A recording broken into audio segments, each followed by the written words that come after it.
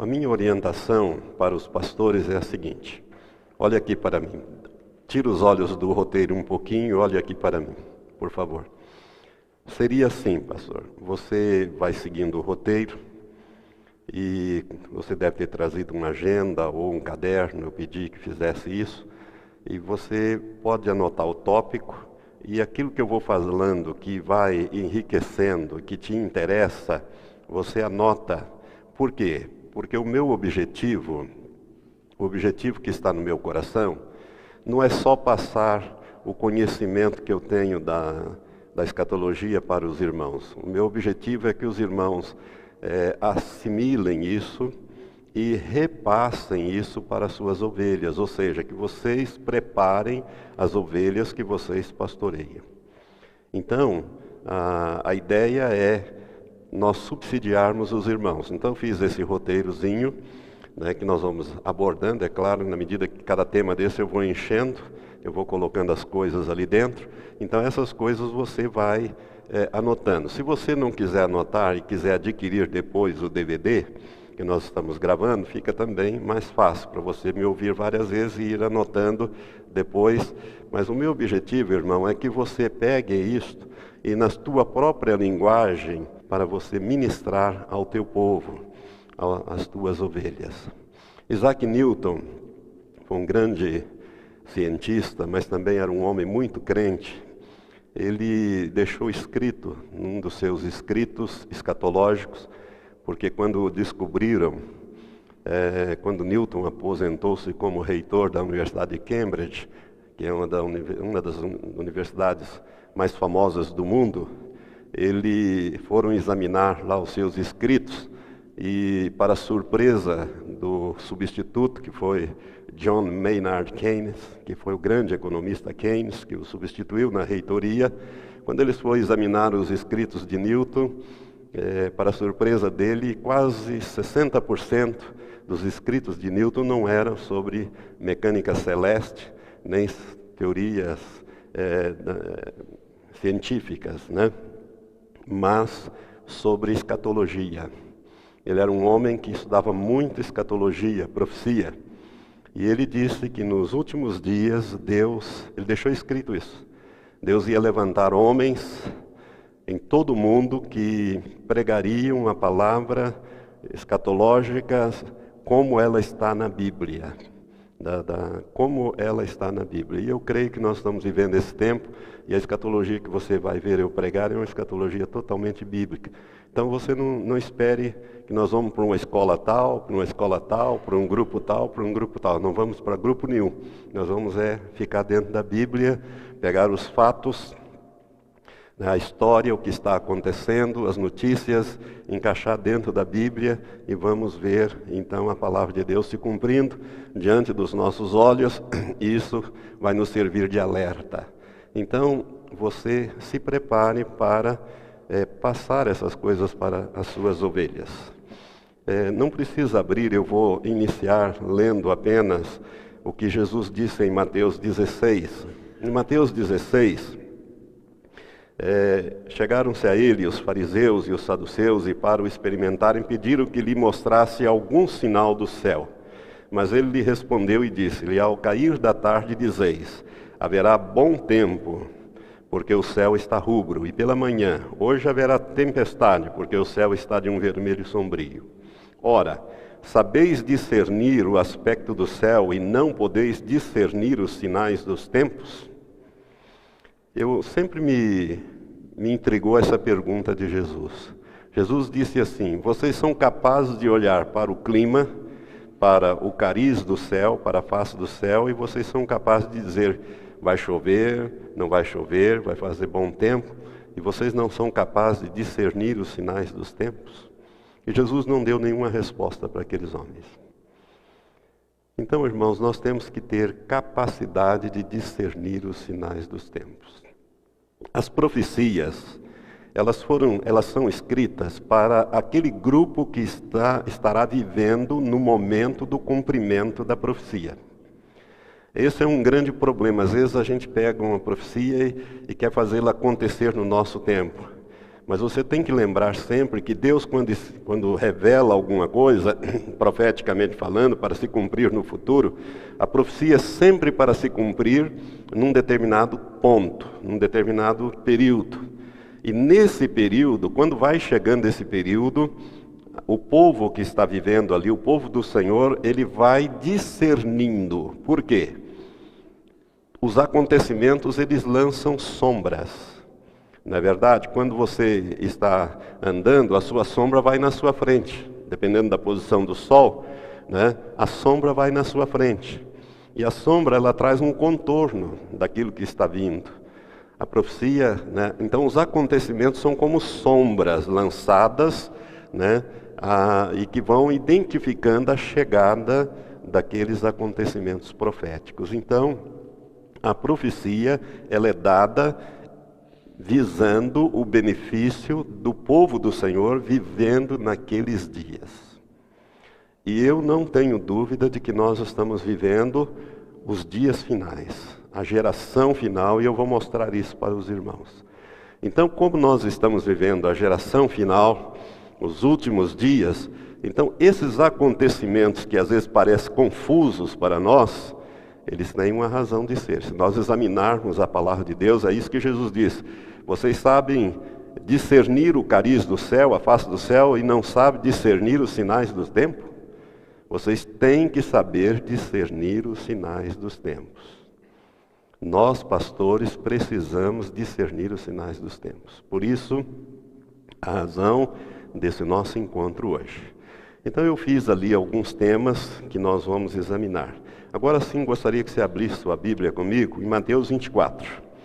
Nós vamos começar usando o texto de Mateus 24, que fala do sermão profético.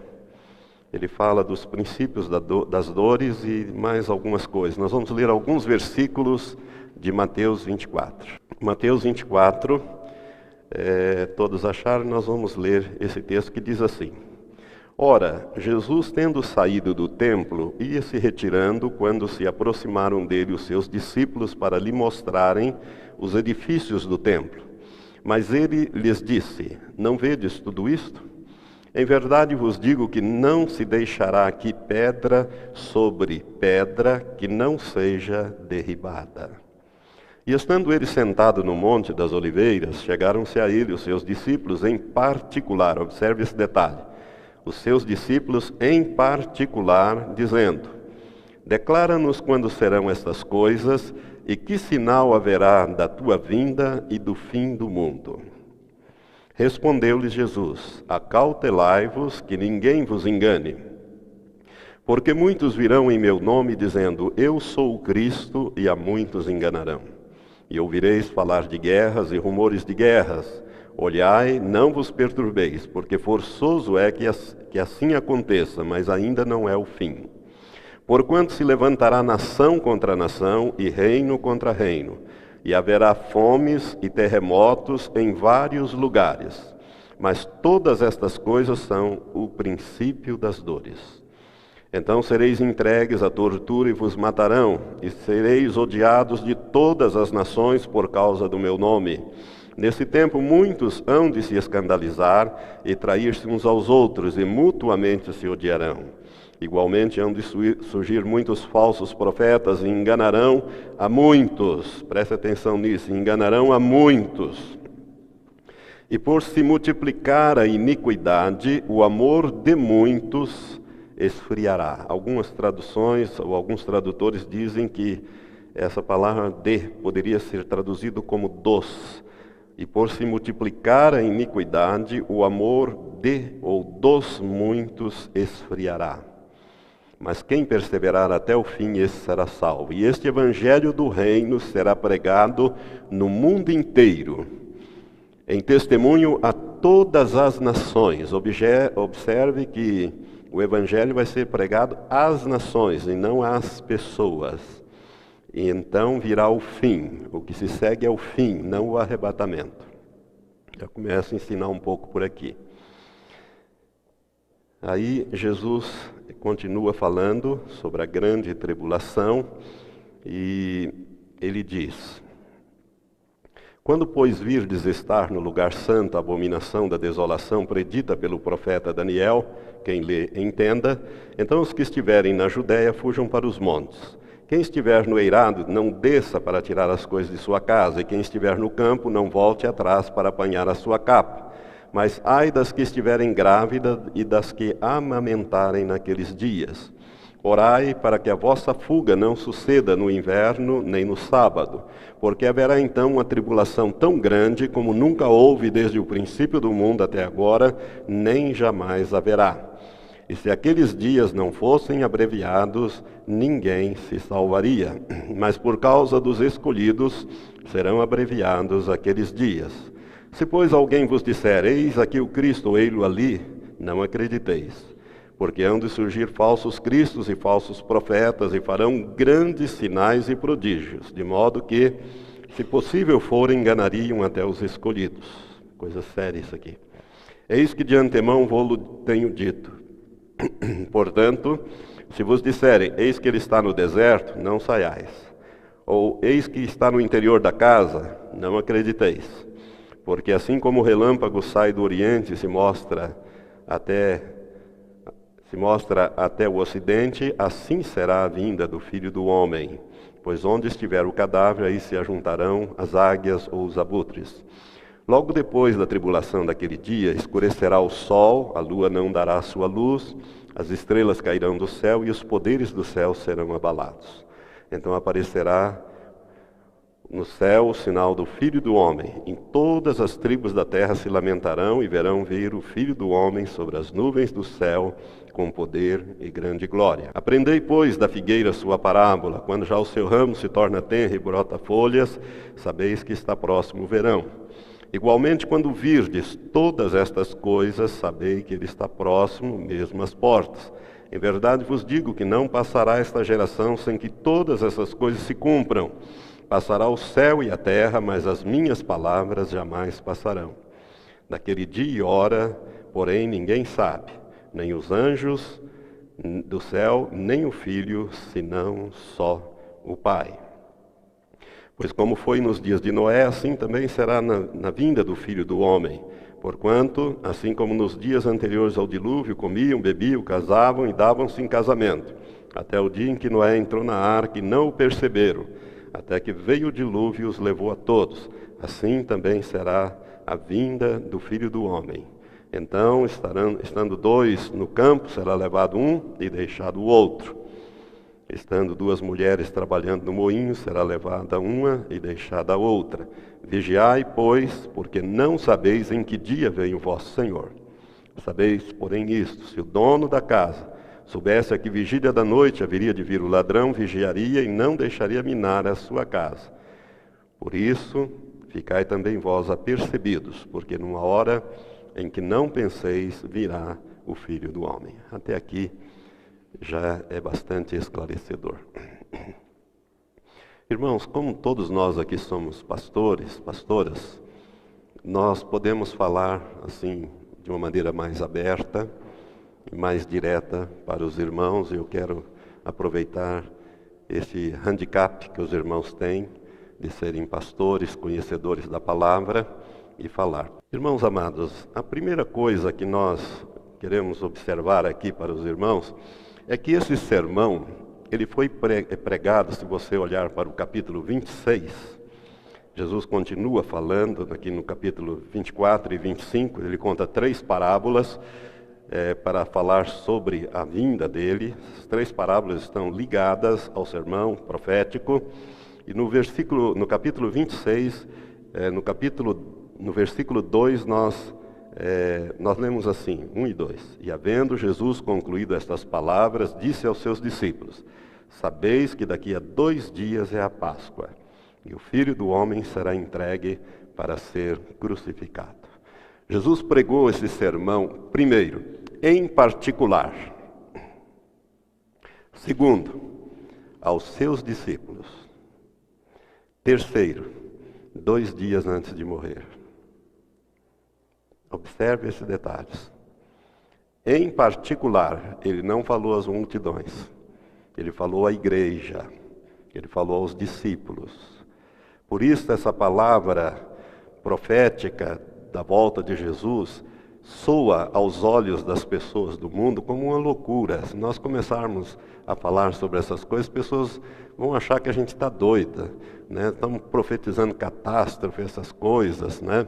Mas ao mesmo tempo, eu tenho observado, porque minha esposa ela é muito observadora, a Elizabeth, daqui um pouco ela vai estar aqui conosco, ela está nos ajudando em nossas partes.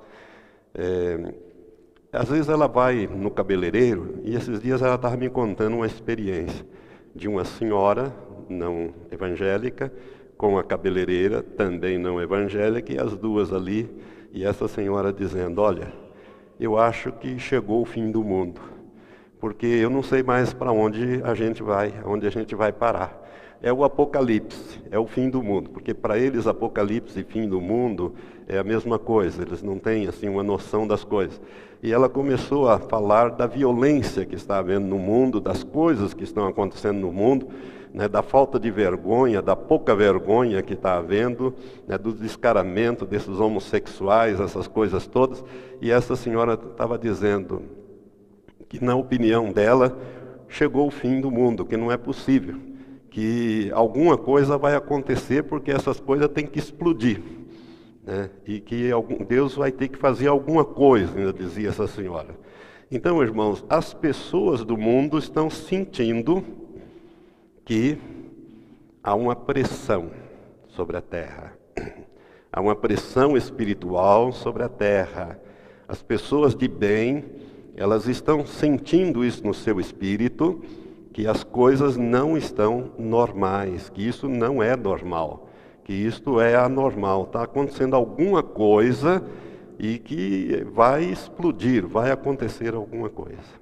Jesus, quando ele fala aqui, ele fala em particular aos seus discípulos 2 dias antes de ser crucificado. Foi a última palavra, vamos dizer assim, o último ensino que ele deu, a não ser aquele momento ali da ceia, quando ele compartilha ali, ele abre o seu coração em João, no Evangelho de João, a partir do capítulo 13, 14, até o 17, Jesus ali, ele abre o seu coração, ele fala algumas coisas muito importantes, mas assim de ensino direto, foi o último que ele deu, foi este.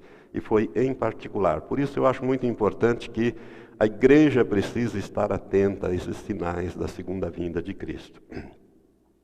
E Jesus fala aqui de várias coisas. E eu pulei algumas dessas coisas, que eu acho que elas estão acontecendo, são óbvias, mas eu não quero me demorar nelas. Então eu fui direto assim, em algumas coisas que para nós são mais visíveis e mais palpáveis, né? Então nós vamos ver alguns sinais bíblicos do iminente arrebatamento. Por quê? Porque os irmãos sabem, e eu creio que isso a Bíblia deixa claro, ainda que alguns poderão entender eventualmente diferente, e eu quero que você me ouça pacientemente se você tiver um entendimento diferente, e se alguma coisa eu falar aqui que você não alcance, faça uma coisa inteligente, irmãos. Eu aprendi isso com um grande homem de Deus há muitos anos atrás. Quando você ouve alguma coisa que você não alcança, coloca na prateleira. Coloca na prateleira. Talvez você ainda não tenha estatura espiritual para entender aquilo. Eu já coloquei algumas coisas nas prateleiras e depois fui lá puxar, né? Falei, agora eu estou entendendo esse negócio aqui. Agora que eu vim alcançar esse entendimento. Então, se você não entender, coloque na prateleira. Não jogue fora. Guarde, porque pode ser que mais para frente você vai entender aquilo e Deus vai usar aquilo que lhe foi ministrado ou lhe foi dado para abrir a sua visão. Oxalá ele possa abrir hoje a sua visão ou começar a abrir a sua visão sobre a iminente volta do Senhor. Mas Jesus disse que antes dele retornar segunda vez, haveriam alguns sinais. Se vocês prestarem atenção aqui, os discípulos no versículo 3, eles fazem uma pergunta tríplice. Eles dizem assim: estando ele sentado no Monte das Oliveiras, bem de frente de Jerusalém, chegaram-se a ele os seus discípulos em particular, dizendo: declara-nos quando serão estas coisas. E que sinal haverá da sua vinda? E que sinal haverá do fim do mundo? São 3 perguntas que os discípulos fizeram a Jesus. Declara-nos quando serão essas coisas. Que coisa? Quando não se deixará aqui pedra sobre pedra.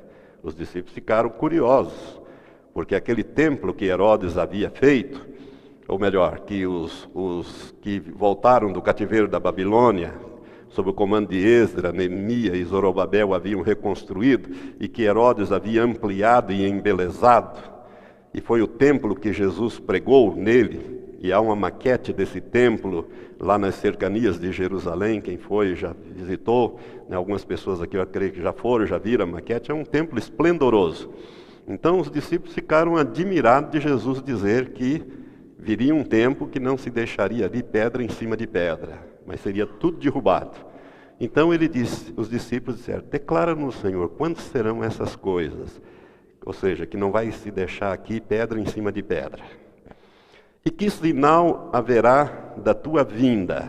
Jesus não tinha ido ainda, e eles já queriam saber que sinal que eles iam ter quando Jesus voltasse. É interessante essa pergunta dos discípulos. Eles estavam muito curiosos ou interessados. Jesus não tinha ido, mas eles tinham ouvido Jesus falar que ele havia de ir e depois havia de vir. Aliás, sobre esse ponto nós somos unânimes, né? Eu não preciso nem provar, né, que Jesus falou que ele voltaria, os anjos falaram que Jesus voltaria, o Espírito Santo falou que Jesus voltaria, né? Usou Paulo em 1 Coríntios, 1 Tessalonicenses capítulo 4, usou o apóstolo Paulo para falar sobre o arrebatamento, né? Jesus em João capítulo 14, Jesus disse: não se turbe o vosso coração, credes em Deus, credes também em mim, na casa de meu pai há muitas moradas, se não fosse assim eu vou teria dito, vou preparar-vos lugar. E quando eu for e vos preparar lugar, virei outra vez, virei segunda vez, e vos levarei para mim mesmo. Então eles sabiam que Jesus iria voltar, por isso eles perguntaram: quando é que não vai se deixar aqui pedra em cima de pedra? E que sinal haverá, né, no versículo 3, e que sinal haverá da tua vinda? E que sinal haverá do fim do mundo? Esse fim do mundo aqui, irmãos, não é o fim do planeta Terra. Presta bem atenção nisso. Não é o fim do planeta Terra. Por que que não é o fim do planeta Terra? Muitos pastores pregam e ensinam que há um novo céu e uma nova terra. E é bíblico, está um novo céu e uma nova terra. Há um novo céu e uma nova terra. Haverá um novo céu e uma nova terra. Só que a Bíblia diz também que Deus comprou de todas as tribos, línguas, povos e nações, homens e também mulheres, homens ali no sentido genérico, e os fez reis e sacerdotes, e eles reinarão sobre a terra. É essa terra aqui. Ele comprou para reinar sobre essa terra. Mas pastor, como é que fica então a novo céu, a nova terra, onde o mar já não existe, etc., de que fala Apocalipse 21, e esse capítulo 5 de Apocalipse que diz que nós vamos reinar sobre a terra, já que tem um novo céu e uma nova terra. Eu já vou começar, eu não sei, às vezes eu vou ministrando, e na medida que eu vou ministrando, às vezes eu vou saindo um pouco para fora do tema, mas depois eu volto, tá? Eu vou e volto, para enriquecer um pouco a ministração para vocês. Acontece, irmãos, que a palavra grega lá no texto de Apocalipse para novo, existem 2 palavras gregas para novo: neos e kainos. Neos e kainos. Neos é aquilo que veio à existência, acabou de existir agora. Não existia antes e foi chamado à existência, foi criado agora. Isso é neos. E kainos é uma coisa que já existia e que foi totalmente restaurado e se tornou novo. E toda vez que a Bíblia fala, tanto no Apocalipse, como lá em Isaías 66, o último capítulo, 65 e 66, quando fala de um novo céu e uma nova terra, a palavra grega não é neos, ou seja, algo que não existia e acabou de ser criado, mas é algo que foi restaurado. É kainós. Por isso, quando Deus diz, quando João diz, e vi um novo céu, ele quer dizer um kainós céu e uma kainós terra. Ou seja, uma terra restaurada. Restaurada. Porque o plano de Deus, irmãos, não vai se frustrar. Satanás não tem capacidade de frustrar os planos de Deus. Os planos de Deus se cumprem. Pode até demorar um pouco mais, pode ir até por outros caminhos, mas eles se cumprem. Quando Deus criou o Jardim do Éden, o plano era original. A terra vai se tornar como um Jardim do Éden. Isto é milênio. Durante o milênio a terra será totalmente restaurada. E aí sim, o mar não vai existir. Todo o oceano não vai existir, porque ele vai ficar tão contaminado. A Bíblia fala no Apocalipse que ele vai ficar, os peixes vão morrer, ele vai se transformar em sangue. Os cometas que vão cair vão contaminar este mar, vão matar esses animais de uma tal maneira que o mar ele vai ter que ser sugado para o interior da terra. E ele vai ser sugado para o interior da terra. Aí o mar já não existe mais. Mas a terra será totalmente restaurada. Por quê? Porque o milênio é aqui. O milênio vai ser aqui. E a igreja vai participar dessa restauração. Essa restauração, ela se dará aqui. O milênio é um estudo maravilhoso. Eu tenho todos esses estudos que eu vou falar para os irmãos, tenho tudo isso gravado, já fiz há 10 anos atrás, tenho em DVD, eu creio que alguns irmãos já até ouviram e tem, quem não tem, se quiser, são 18 DVDs em 36 horas de gravação. Eu levei 36 domingos, levei um ano inteiro para gravar esse estudo bíblico sobre a segunda vinda de nosso Senhor Jesus Cristo. Mas então, haverá sim, a terra vai ser restaurada e nós vamos passar aqui o milênio. Por isso, quando Jesus fala aqui, que os discípulos perguntam do fim do mundo, não quer dizer do fim do planeta Terra, e sim do fim do governo do homem sobre o planeta Terra. Por quê? Porque Deus deu o governo da terra a Adão, não deu? Adão e Eva. Ele disse, dominai sobre os peixes do mar, sobre as aves do céu e sobre os répteis. Deus deu o governo. Quando ele deu dominai, Deus estabeleceu, ele deu o governo para o homem. O homem, irmãos, cometeu alta traição. O homem era o rei dessa terra, era o governador dessa terra. Ele cometeu alta traição, ao desobedecer Deus, e pegou o governo dessa terra e deu a Satanás. É por isso que Satanás, de uma maneira muito atrevida, na tentação do deserto, ele fez uma proposta para Jesus. Ele disse, olha, primeiro ele deu uma visão espiritual a Jesus. E eu vou dizer uma coisa aqui que pode parecer à primeira vista uma heresia, mas não é não. Jesus teve uma visão espiritual maligna. Ô pastor, teve. Foi Satanás que mostrou os reinos do mundo e a glória dos reinos do mundo a Jesus. Não foi o Espírito Santo. Foi Satanás. Satanás, a Bíblia fala na tentação, no deserto, eu não vou entrar não vou ler textos, mas os irmãos conhecem. Mas a Bíblia diz que ele levou Jesus num determinado lugar e mostrou todos os reinos do mundo e a glória dos reinos. Ele mostrou tudo, irmãos, que estava no presente, no passado e no futuro. E fez uma atrevida proposta a Jesus, dizendo, se tu, de joelhos, me adorares, tudo isto te darei, porque é meu. Olha o que ele diz, me foi entregue. Quem que entregou? Adão e Eva.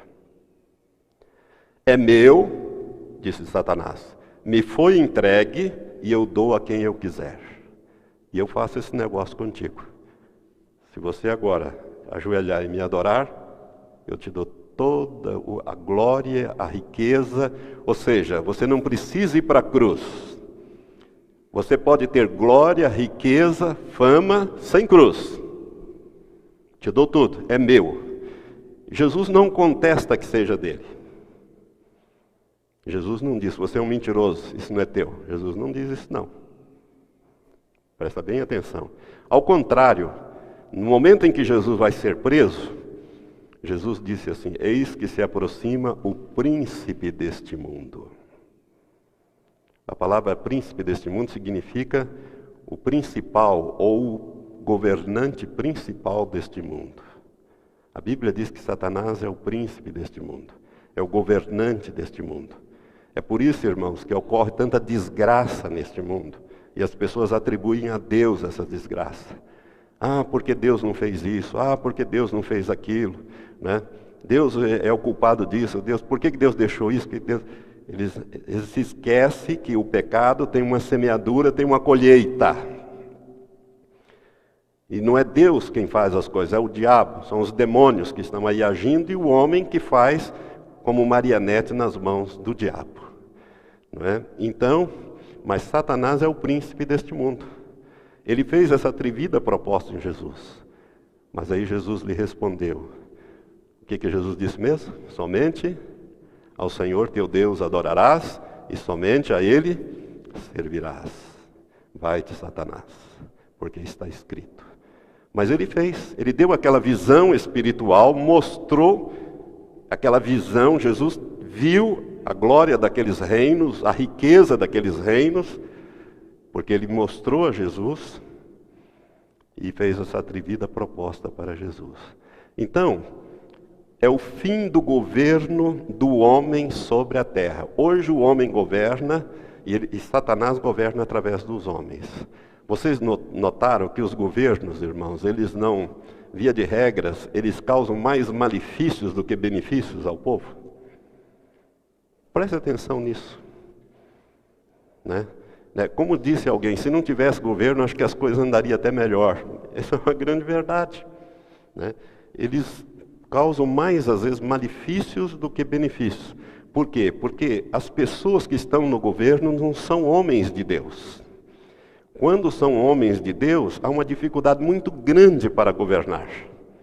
Há uma oposição. Por quê? Porque o reino, este reino do mundo aqui, ele foi entregue a Satanás. Quando Jesus resgatou na cruz, quando Jesus pagou o preço na cruz, ele pagou o preço do resgate não só dos seres humanos, mas de toda a criação, inclusive do planeta Terra. Satanás hoje, ele é um intruso. Ele é um usurpador. Esse mundo não pertence mais a ele. Porque Jesus pagou o preço disso aqui. O preço de sangue, o sangue que Jesus derramou, ficou na terra. Quando Jesus ressuscitou, Jesus não ressuscitou com sangue. O sangue foi vertido como preço da redenção. É por isso que Paulo, em Romanos 8, diz que a criação aguarda com ardente expectativa a redenção dos filhos de Deus, para que haja a redenção da criação. Eu, quando vejo esses canais National Geographic, Discovery, vejo aqueles bichos, um comendo ao outro, eu fico tão triste, que eu vejo ali a consequência do pecado. Tem gente que gosta daquilo, né, e de ver aquilo, o leão pegando o cervo, matando o búfalo, e um comendo o outro, e aquela coisa toda. Aquilo ali é consequência do pecado, direto do pecado. Porque se você olhar para Gênesis, no capítulo 1, você vai ver que quando Deus criou o leão, criou os animais e criou o homem, Deus disse para Adão o seguinte: olha, eu vou dar para os animais comerem ervas. Os animais vão se alimentar de ervas. E os homens vão se alimentar de ervas e frutas.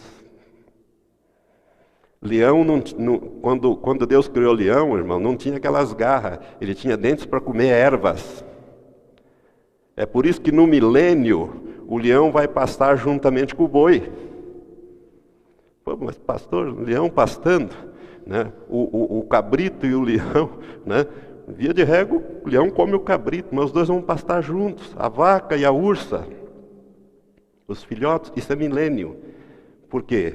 Porque Satanás não o pecado vai ser tirado da terra, mas o tentador e a tentação e os demônios vão ser eliminados da terra no milênio. Então, eu gostaria que você começasse a entender que quando os discípulos perguntam aqui do fim do mundo, nós devemos entender esse fim do mundo não como o fim do planeta Terra, mas sim como o fim do governo do homem sobre a Terra. Por quê? Porque no milênio, quem que vai governar? Jesus. E quem mais? A igreja. Ele é a cabeça, nós somos o corpo. Nós vamos governar com ele no milênio. O governo milenial é um governo de vara de ferro. Por quê? Porque vai ter toda essa oposição. As pessoas vão entrar, os que entrarem vivos no milênio, vão entrarem ainda com toda essa carga, né? Querendo democracia, Olimpíada, futebol. Essas coisas não vão ter no milênio, não. Não tem futebol no milênio, então quem gosta de jogar futebol, jogue logo. Churrascada, Deus não vai matar nenhum bicho para fazer churrasco para você, não. Deus não vai fazer isso. Milênio é um governo completamente diferente. Você acha que vai ter ídolos de futebol lá? Vai ser o Ronaldinho fenômeno? Eu nem sei que fenômeno é esse, eu não vejo fenômeno nenhum nesse homem, né? A não ser coisas ruins, coitado. Tenho pena desse rapaz, né? Não tem ídolos, toda a glória é do Senhor. No milênio não tem essas coisas, né? Então, cessa o governo do homem sobre a terra. Quem governa a terra é o Filho do Homem, ou seja, o Senhor Jesus Cristo com a igreja durante 1000 anos. E essa coisa, mas isso é um milênio que nós não temos condições de falar, porque quando eu ministrei o milênio, eu ministrei 5 domingos, 5 horas só sobre o milênio. Quanto mais eu ministrava sobre isso, mais Deus me dava.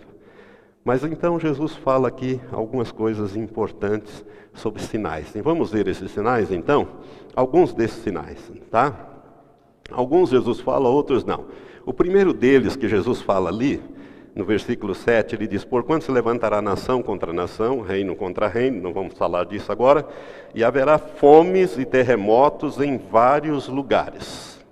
Fomes em vários lugares.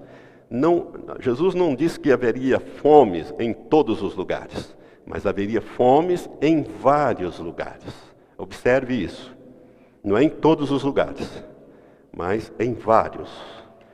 Então a fome é um sinal de que Jesus está voltando. Mas você poderia dizer: pastor, desde que o homem está sobre a terra sempre teve fomes. E realmente, irmão, sempre teve bolsões de fomes, né? Mas nunca como está acontecendo nos dias de hoje. Os dias de hoje estão acentuando essa situação, está se agravando. Eu coloquei ali mudanças climáticas, aquecimento global. Vamos começar por ali. Irmãos, o que está acontecendo com o nosso clima? Todos nós concordamos que o nosso clima está atrapalhado, não é verdade? Para dizer o mínimo, ele está atrapalhado, ele está desregulado. As próprias árvores estão perdidas. Quando estão florescendo no inverno, né, chega o verão ou a primavera, elas estão desorientadas, porque o clima está mudando. O clima do mundo está mudando. E o homem tem feito esta alteração climática. Com a sua poluição, com a sua avidez, ele tem feito isso. Sobre as mudanças climáticas no mundo, irmãos, se nós fôssemos falar sobre isso aqui, nós poderíamos falar só sobre este assunto, sobre o aquecimento global. A Terra está aquecendo, ela aqueceu 0,8, ela não aqueceu ainda 1 grau. E 1 grau de aquecimento na Terra já muda muita coisa.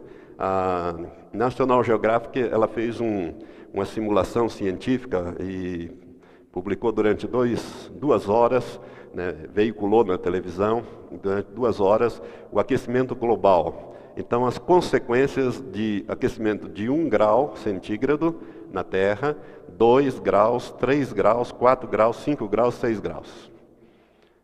6 graus, aquecimento de 6 graus, o planeta simplesmente ele vira um outro planeta. Ele praticamente desaparece a vida como nós estamos conhecendo, então aqui. E nós estamos caminhando celeremente. Vocês se lembram em 2005, eu acho que foi 2005, que houve aquela seca na Amazônia, os rios secaram e os peixes morreram? Milhões de peixes morreram na Amazônia. Isso não acontecia. Isso não, eu ouvia os pescadores lá, aqueles homens de 70, 75 anos, eles diziam, eu nunca vi isso, meu pai nunca viu isso, meu avô também nunca viu isso. Eles nunca falaram para nós que um dia tenham visto os rios secarem e os peixes morrerem porque não tinha oxigênio no rio. O rio secou em 2005, um sinal. Aquecimento global. Pela primeira vez, em 2007, o ano passado, pela primeira vez, pôde-se cruzar de navio pelo oceano, pelo Ártico, o norte. Desgelou tanto, as coisas descongelaram tanto no Polo Norte, que pôde-se passar da Ásia, do Pacífico para do Índico para o Atlântico, de navio. Antes, não. Irmãos, a situação do Polo Norte é uma situação gravíssima. Eu tenho acompanhado isso mais de perto. Há 20 anos atrás, a espessura do gelo na calota polar norte era de 20 metros. Hoje ela está a 1,80 m. 1,80 m. Em alguns lugares derreteu, então por isso os navios conseguem passar sem ser um quebra-gelo. Consegue cruzar pelo Polo Norte. Os ursos polares estão morrendo porque não estão perdendo a caça. Então as pessoas estão apavoradas e a poluição chegou lá. E isso está derretendo. E a previsão é que com o derretimento da calota polar norte, haverá um aumento na água dos oceanos. E há um desequilíbrio, poderá haver um desequilíbrio da água doce com a água salgada e as correntes marítimas se inverterem. As correntes marítimas se inverterem. Se inverter as correntes marítimas, muda o clima como nós estamos vendo hoje.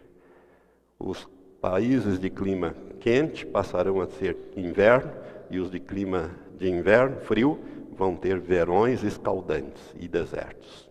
Se mudarem as correntes. E os cientistas estão calculando, na melhor das hipóteses, que se continuar isso, até o ano 2050 mudam as correntes marítimas. Do jeito que está a coisa. Então, irmãos, o Polo Sul está derretendo. Ou melhor, o Polo Norte está derretendo. No verão, está havendo um derretimento acentuado. Os satélites que têm acompanhado isto, monitorado nos últimos 7 anos, mostram a grande camada de gelo, sempre no mesmo mês. Eles fotografam aquilo e ela diminuiu. E pela primeira vez em 2007 se conseguiu passar de navio de um oceano para o outro através do Polo Norte. E o Polo Sul? O Polo Sul, ele tem uma diferença do Polo Norte. A diferença do Polo Norte é que embaixo é só gelo, não tem terra. E o Polo Sul tem terra. A Antártida, ela tem terra e tem o gelo. O gelo em cima de terra. Então, se derreter o gelo, ainda fica terra. Mas o Polo Sul não, ele só tem gelo. E lá é que a coisa está afinando. Lá é que a coisa... Por quê? A poluição industrial vem principalmente do hemisfério norte. São os grandes poluidores do mundo, né? Vem do hemisfério norte e está caindo lá e está derretendo e a coisa está se complicando. No Polo Sul, o que tem acontecido no Polo Sul? É a camada de ozônio, né? A camada de ozônio ela está em cima da Antártida e ela vem crescendo. Ela vem crescendo, tanto que ela está por cima do Brasil inteirinho, já passou por cima do Brasil. Por isso nós não podemos tomar sol sem bronzeador, protetor solar. Não tome, porque senão você pode adoecer. Avise isso às suas ovelhinhas lá. Cuidado, quem trabalha na roça tem que se proteger, né, com chapéu, com tudo, porque nós estamos em cima do buraco da camada de ozônio. O Brasil está em cima dessa camada. Então, tome cuidado com isso. e está derretendo também.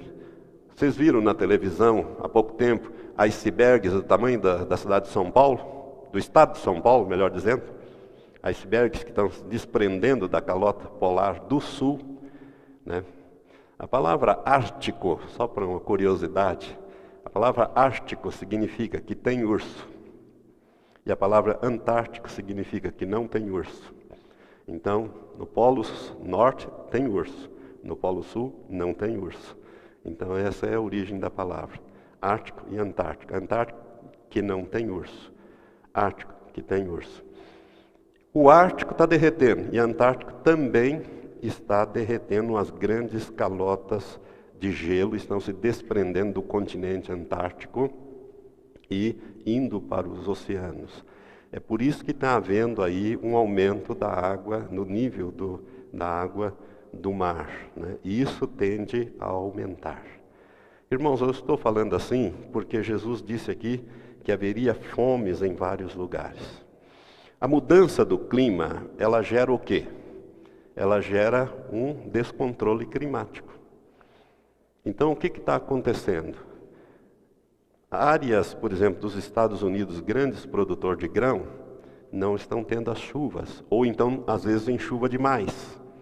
Enchentes, né? Enchentes, torrentes, e outros lugares estão secos. A África está ficando cada vez mais seca. A Ásia também. O que está acontecendo com os alimentos do mundo? Eu vou passar um dado para o irmão muito interessante. Preste atenção nisso, então. A escassez de alimentos, irmãos, por causa da mudança do clima, ela vai gerar uma escassez de alimento e vai gerar uma carestia, por causa dessas secas e dessas enchentes. Você viu na televisão esses dias que a ONU está preocupada com a falta de alimentos no mundo. Você já ouviu? Irmãos, essa gente sabe das coisas, são cientistas, são gente que acompanham a situação global. Eles estão preocupados com esse etanol, principalmente o etanol extraído do milho, que os americanos plantam, né? Por quê? Porque o milho, ele produz proteína. Mas como, pastor? É que o milho alimenta o porco, alimenta o frango, que é proteína animal que nós precisamos. Então, pegar o milho e transformar o milho em álcool para sair andando de carro por aí, é um contrassenso, é um absurdo, é melhor andar a pé, não é? E ter o alimento. É isso que os homens da FAO, da ONU, estão dizendo. O que eles disseram? Que dentro de 10 anos, se continuar essa política, haverá fome no mundo. E os alimentos começaram a subir no mundo inteiro. Por quê? Porque estão ficando mais escassas as colheitas. Irmãos, eu passei aqui para vocês que o mundo sempre teve alimentos, um estoque mundial de alimentos, sempre deu para 40 dias. Era como, vamos dizer assim, se todo o alimento do mundo fosse distribuído, daria para as pessoas, vamos dizer assim, sem produzir nada, comer 40 dias. As 3 refeições diárias, tranquilamente. Entretanto, em 2006, a produção vem caindo de umas décadas para cá, ela vem diminuindo. Não é que a produção vem, não sei se eu vou conseguir passar bem isso para os irmãos. O consumo aumentou, porque aumentou exageradamente o número de gente no mundo.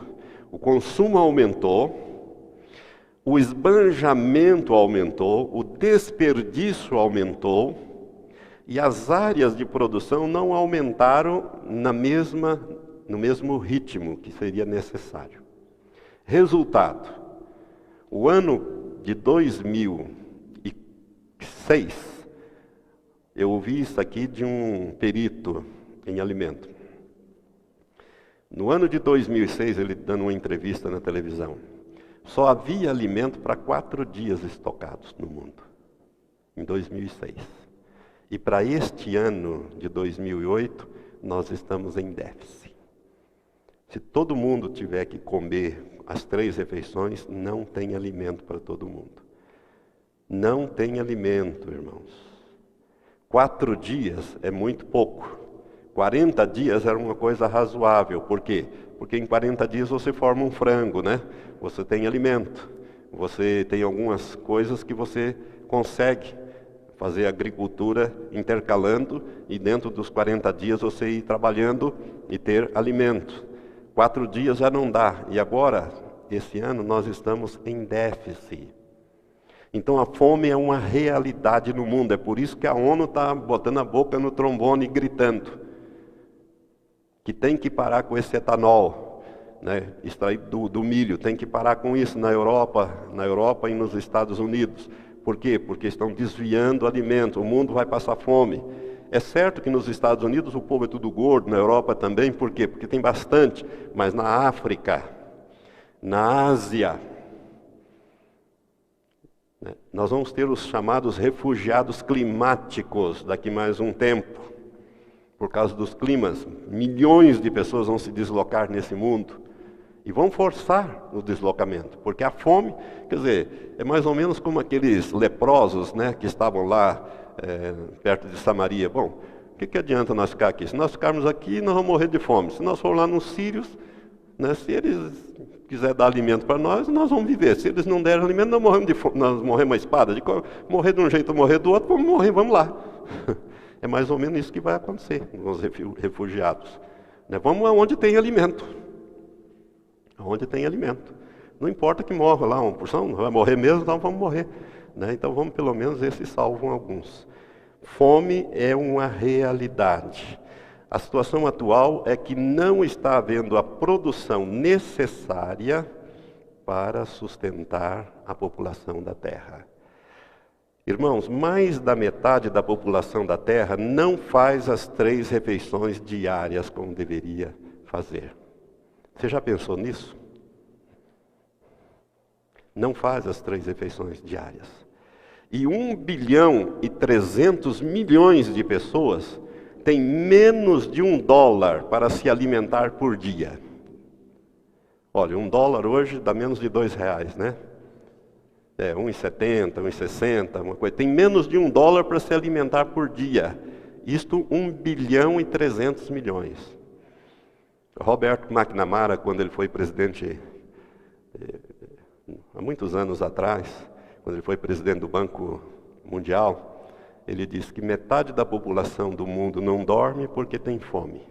E a outra metade também não dorme porque tem medo daqueles que têm fome. Nós vamos chegar nesse ponto. Uns não dormem porque tem fome, não conseguem dormir. E os outros não dormem porque têm medo dos que têm fome. A fome é o cavalo preto do Apocalipse 6. E o que diz lá no Apocalipse 6? Diz 1 quenis de trigo por 1 denário, 3 quenis de trigo, de aveia por 1 denário. 1 denário é um dia de um trabalhador, a jornada de um trabalhador braçal, o que ele ganha por dia. Então, para comprar 1 quenis, que seja de cerca, alguns dizem 450 gramas de trigo. 450 gramas de trigo por um dia de trabalho. Agora Deus diz lá, não danifiqueis o azeite e o vinho. O azeite e os vinhos, irmãos, para mim é a igreja. Por quê? Nós estamos centrados nesses 2 elementos, né? O vinho, que é o símbolo da nossa redenção, sangue de Cristo. E o azeite, que é o símbolo do Espírito Santo. Nós estamos selados com o Espírito Santo. Não toque nesses. Não toque nesses. Irmãos, eu quero dizer uma coisa aqui. Vocês são pastores e eu também. Nós vamos viver esse tempo final. E nós vamos chegar num tempo em que nós vamos ter que depender 100% de Deus. Inclusive para milagres de multiplicação. Jesus não multiplicou aqueles pães só para se exibir. Tudo que ele fez tinha um propósito. O propósito de nos ensinar. Os pães e os peixes. Os milagres das multiplicações. E não foi sem razão que Jesus disse em João 14. Aquele que me segue, né, aquele que crê em mim, fará as mesmas obras que eu faço e fará ainda maiores. Irmãos, nós vamos ter que chegar num tempo Nós poderemos chegar num tempo em que nós vamos ter que orar e pedir que Deus multiplique o alimento da nossa panela, fazer como nos dias de fome de Elias. Por isso, você precisa se preparar para esse tempo espiritualmente, né? Inclusive, elevar o seu nível de fé, a ponto de realizar esse tipo de milagres para sustentar o rebanho que está com você. E ao mesmo tempo ensinar o seu rebanho a se prevenir para esse tempo. Porque quem vê o mal e se prepara, sabe o é. Eu acho interessante, né? Minha esposa me chamou a atenção. Um vizinho lá do prédio, né, a Zaeli está chegando e descarregando lá alimentos. Pacotes e mais pacotes de alimentos. Pacote e mais pacote de alimentos. Já 2 vezes, né, bem? 2 vezes ela disse, olha, ele está estocando alimento. Quer dizer, o ímpio está vendo vir o mal, ele não é crente não, e ele já está. Agora, o justo aí parece como uma cigarra, né? Tocando a viola, né? Não está nem aí. Enquanto que os ímpios estão alertando, olha, alimento está escasseando, e vai escassear mais, vai ficar mais caro. Ao invés dele investir em alimentos, ele investe em carro, como se ele fosse comer carro. Nós precisamos alertar o nosso povo. Temos que nos preparar para esse tempo difícil que vem aí. Fome é uma realidade. Jesus disse que haveria fome. E a fome vem por causa de seca. Irmãos, essa guerra no Oriente Médio que vai acontecer aí logo é por causa de água. Não é por causa de petróleo não. Petróleo tem demais lá. Mas água tem pouco. Água é coisa rara no Oriente Médio, cheio de petróleo, mas sem água potável. E Israel não entrega as colinas de Golã para a Síria, por quê?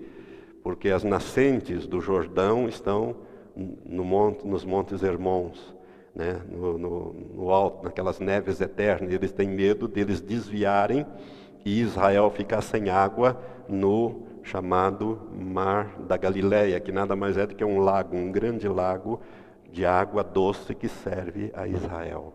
Por isso Israel não quer entregar as colinas de Golã, anexou as colinas de Golã ao seu território, assim como anexou a cidade de Jerusalém também ao seu território, né? Então, escassez de alimentos, fome, cavalo preto, é uma realidade que está diante de nós. Então, quando eu falo aqui milagres, que eu coloquei em letra maiúscula aqui, eu estou chamando a atenção, irmãos, para que você se prepare como líder do teu povo para orar e multiplicar alimentos. Pastor, você não está indo longe demais? Não. Será que nós podemos fazer esse tipo de milagre? O que vocês me dizem? Se nós não podemos, Jesus mentiu. Porque ele falou disso. Ele não falou? Em João, capítulo 14, versículo 12, 13 e 14, diz assim, Jesus falou, em verdade vos digo, aquele que crê em mim, esse também fará as obras que eu faço, e as fará maiores do que estas, porque eu vou para o Pai. E tudo quanto pedirdes em meu nome, eu o farei para que o Pai seja glorificado no Filho. Se pedirdes alguma coisa em meu nome, eu a farei. João 14, 12 a 14. Olha bem o que Jesus disse. Em verdade vos digo que aquele que crê em mim, esse também fará as obras que eu faço e as fará maiores do que essas. Jesus multiplicou pão e peixe. Nós também podemos. Se você nunca leu, leia um livrinho chamado Rara Estirpe de Fé, é de Jesse Hinckley. Chama-se Rara Estirpe de Fé. Durante aquela depressão americana, ele era um homem que teve 17 filhos. Pastor, que levava muito ao pé da letra o crescer e multiplicar. 17 filhos. Na época, se não me engano, ele tinha 12. E ele, então, era um pastor muito pobre. Pastor de cor, no sul dos Estados Unidos. E havia uma depressão e não tinha dinheiro. E ele orava e a carne se multiplicava na panela, a comida se multiplicava e multiplicou-se meses e meses e anos. Ele conta a experiência dele. É dos nossos dias. Jesse Hinckley, Rara Estirpe de Fé, é o título do livro. Livrinho desses fininhos, assim, bom para ler. Você vai gostar muito da experiência de Jesse Hinckley, é com H, Hinckley. O título é Rara Estirpe de Fé. Eu não lembro, acho que é da Vida, não lembro bem que editora que é. Você acha na internet. Fome. Fome, então, irmãos, ela está aí. Não sei se você percebe, mas ela é uma realidade. É ou não é? Então se prepare. O que nós devemos fazer? Nós devemos orientar o nosso povo. Orientar o nosso povo, ao invés de gastar dinheiro à toa, ir comprando alimentos não perecíveis, e vai usando os mais antigos e repondo os mais novos, vai formando um estoque cada vez mais. Porque a Bíblia diz, aquele que se prepara vira o mal. Aquele que vira o mal e se prepara, sábio é. Eu estou vendo os ímpios fazerem isso, lá no meu prédio. E eu falei para Elizabeth, nós temos que fazer também. Vamos começar a comprar as coisas e estocar, principalmente gêneros que não deterioram e que você pode usar. E você vai organizando as coisas ali de uma tal maneira que você vai usando os mais antigos e repondo com os mais novos e aumentando o seu estoque, de uma tal maneira que vai subir os alimentos. Pode ter certeza, já está subindo. As irmãs que fazem mercado sabem disso, e a tendência é subir mais no mundo inteiro. Porque está chovendo onde não deveria chover, e seca onde não deveria ter seca. E o resultado está aí. Amém? Segundo ponto, que eu quero passar aqui para os irmãos antes do nosso café. Terremoto. Jesus disse que haveria terremotos em vários lugares, não em todos os lugares. Ele fala aqui no versículo 7, e haverá fomes e terremotos em vários lugares. Irmãos, eu tenho uma estatística aqui, estatística de grandes terremotos que ocorreram nesses séculos que eu menciono aqui. Esses terremotos que nós estamos mencionando aqui são terremotos que destruíram propriedades e mataram. Ceifaram vidas, então são considerados grandes terremotos. No século XV, nós tivemos 174 grandes terremotos. No século XVI, esse 15 aqui é século, por isso que eu falo, estatística nos séculos. 15, 174. Século XVI, já passou para 253 grandes terremotos. 17, século XVII, 378. Século XVIII, 640 grandes terremotos no mundo. Século XIX, olha como esse negócio aqui triplicou. Veio para 2.119 grandes terremotos no mundo. Século XX, eu achei uma estatística só de 1901 a 1950. Já tinha 2.500 grandes terremotos no mundo. Uma outra estatística, até os anos 80, passava de 6.000 grandes terremotos no mundo. Aí eu dou uma estatística que eu achei na internet, números de terremotos no mundo entre 2000 e 2008, captado pelo Centro Nacional de Pesquisa Geológica dos Estados Unidos. Então aqui tem as escalas e os terremotos por ano, 2000, 2001, 2002, 2003. E nós fizemos aqui um subtotal, pegando então de 5.0 a 5 para cima até 9.9, que são os terremotos que destroem propriedades e ceifam vidas. E nós tivemos no ano 2000, não sei se você está acompanhando aí o subtotal, todo mundo está acompanhando o subtotal? No ano 2000, 1.518. No ano 2001, 1.385. No ano 2002, 1.361. No ano 2003, 1.358. 2004, 1.672. Agora, olhe nesse 2004, lá embaixo, estimativa de mortes. 228.802 pessoas morreram por terremoto. Por quê? Por causa do tsunami, aquele que pegou a Ásia, dia 26 de dezembro. Que ceifou ali, umas estatísticas diz de 180 a 280 mil pessoas morreram naquele grande tsunami de 26 de dezembro de 2004. As mais confiáveis de 180 mil pessoas morreram, desapareceram. Então, Nesse ano 2004, tivemos 1.672 grandes terremotos. Lembre-se que essa tsunami, ela foi originada de um terremoto, que ocorreu no Oceano Índico e provocou uma grande tsunami que atingiu vários países. E ceifaram, vamos dizer assim, pelo menos aí umas 180, 200 mil vidas, aquele terremoto acontecido ali na Ásia. Em 2005, 1.844 grandes terremotos. 2006, 1.865. 2007, já pulou para 2.247. Em 2008 já temos 714. Isso até o dia 14 de junho. Até o dia 14 de junho de 2008. Essa informação aqui é. Esse número de total aqui embaixo, esse asterisco ali. Então, irmãos, aqui embaixo tem estimativas de mortos nesses terremotos pelos anos, porque nem todo terremoto, né, ele provoca vítimas, mas tem uns que provocam as vítimas terríveis. Tanto que em 2008, por exemplo, aqui já não está computado, por exemplo, do Japão, da China. Só agora esse da China já matou mais de 60 e tantos mil pessoas. Já estão com 85 mil. Então, eu não tenho acompanhado ultimamente, quase não tenho visto no noticiário. Mas é uma coisa terrível, é um terremoto, né? Aí vem outros terremotos menores, tremores menores, né, destruindo casa e tudo isso. Terremotos é um sinal claro da segunda vinda de nosso Senhor Jesus Cristo. E eles estão intensificando na face da terra. Se você olhar para essa estatística, você vai ver que estão intensificando os terremotos. E aí você diz, pastor, graças a Deus o Brasil não tem terremotos. Será que não tem? O que aconteceu em São Paulo agora, irmãos? 5,2. Tremeu, inclusive no Paraná. Curitiba, os prédios, quem mora em prédio mais alto, sentiu o tremor lá. Em São Paulo, para mim é um aviso de Deus aos brasileiros.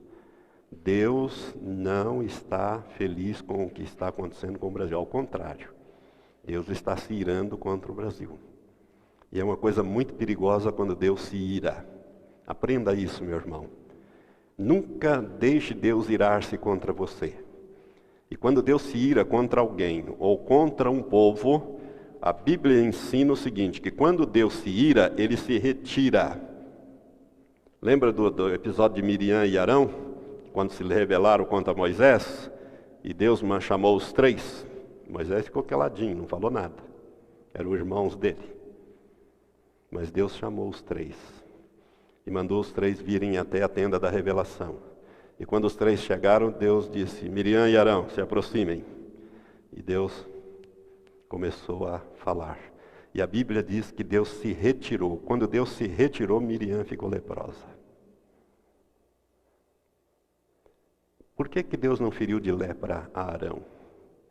Porque se Deus tivesse ferido de lepra a Arão, tinha acabado o sacerdócio araônico ali. Porque um leproso jamais poderia ser sacerdote, muito menos sumo sacerdote. Mas Deus vai matar 2 filhos de Arão, Nadab e Abiú, e vai dizer para Arão, diz para Moisés, diga a Arão que não rasgue as vestes, não ponha cinza e não planteie os seus filhos. Coisa triste, né? Já pensou? E com a Miriam ele feriu de lepra. Feriu a Miriam de lepra. E deixou ela ali. E se não há intercessão de Moisés, ela morria de lepra. Se Moisés não tivesse intercedido. Por quê? Porque Deus se irou e se retirou. Quando Deus se ira com uma pessoa, ele se retira. E quando Deus se ira com um país, ele se retira. Deus está irado com os Estados Unidos. Por isso que os Estados Unidos está afundando cada vez mais e vai afundar mais ainda. Eu posso mais tarde falar alguma coisa sobre isso. Mas eu quero voltar aqui aos nossos terremotos. Aos terremotos. Glória a Deus que não são nossos, né, irmãos? Mas aqui em São Paulo, irmãos, está acontecendo, né? Isso aqui, os geólogos não deram explicações sobre isso aí. Eles dizem que há uma falha no rio Tietê, não sei o que, tá, uma falha geológica, mas foi 5,2.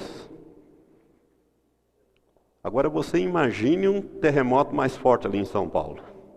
O desastre que não será. Aqueles espigões enormes ali. Ernesto Nunes escreveu um livro dizendo São Paulo será destruída. E ele fala de terremotos. Eu não sei se é uma visão que ele teve, mas o pastor Ernesto Nunes, há muitos anos atrás, escreveu um livrinho chamando São Paulo será destruída. E eu quero dizer para você que será mesmo. Por isso, irmãos, tome cuidado. Observe, principalmente litoral, porque esses terremotos na crosta marítima, eles geram ondulações e ondas violentas como esse que vai varrer costas. Esses daí, irmãos, foram ondas pequenas. Agora virá coisa ainda pior do que isso. E varre mesmo, entra mar adentro, né? Elas entram mar adentro. Então terremotos, irmãos, é uma realidade. Jesus disse que haveria terremotos em vários lugares quando ele estivesse para retornar. E os terremotos no oceano geram os maremotos, que geram as tsunamis. Eu coloquei 280 mil aí, que é a estimativa máxima, mas o número varia entre 180 a 280 mil, né, mortos em 2004 por aquilo. E o que falar dos vulcões? Você já notou que os vulcões estão entrando em erupção no mundo inteiro? Vulcões com 500 anos adormecido, como o Pinatubo, de repente explodiu. Como esses vulcões que jogam cinza a 14 mil metros de altura, 15 mil metros, larvas eles explodem.